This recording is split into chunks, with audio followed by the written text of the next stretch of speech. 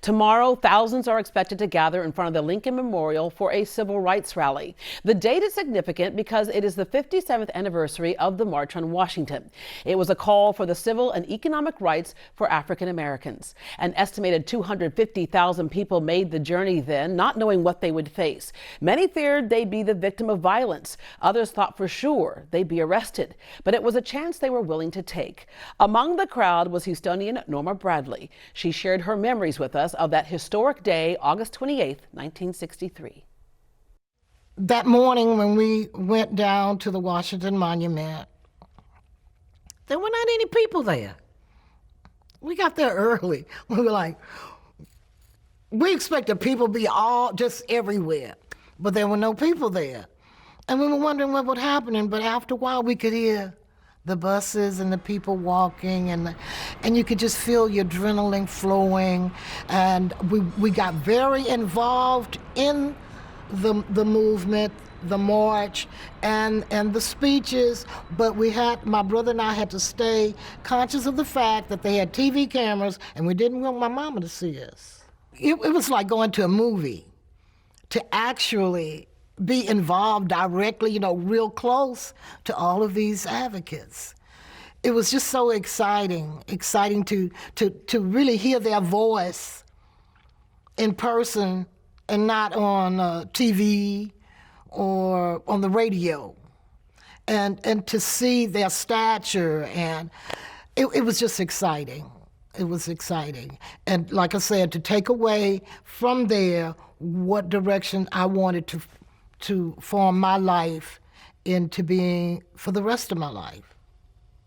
And when I left there with being, in my mind, dedicated to get involved in the community, get involved with telling the people about voting, and that's where I first decided to become an advocate.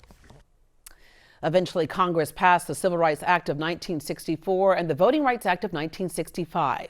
But what was on paper was not necessarily playing out in real life. Norma's husband, Doc Bradley, was a prominent band director. He and Norma took some of the students to a majorette clinic to see how other schools performed. And this is what she says happened after they sat down in the stands and the police were called. The chief of police wanted to know what were we doing there. And he told him, he said, well, I'm the band director at Sam Houston High School. And he said, you're too young to be a band director. He says, no, I'm the band director. He said, and your name is Bradley? He said, yes. And he hit him.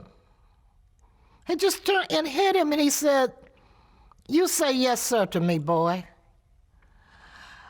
And it was like, oh, no. Well, body language, I knew that Doc Bradley was getting ready, and I caught him by his arm, and I said, we have 2 children to live for. So, of course, when his arm was coming down, the 2 policemen, they hit their guns.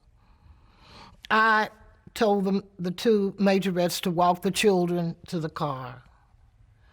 By that time, a lot of whites started gathering around, and they were in awe, and they kept saying, that's Doc Bradley. Wait a minute, that's Doc Bradley.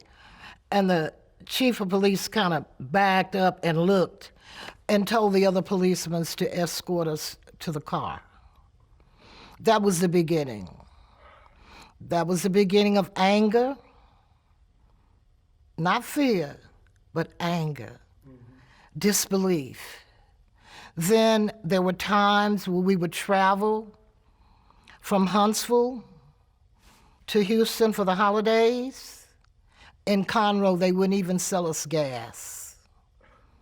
It was like, wow, just unbelievable.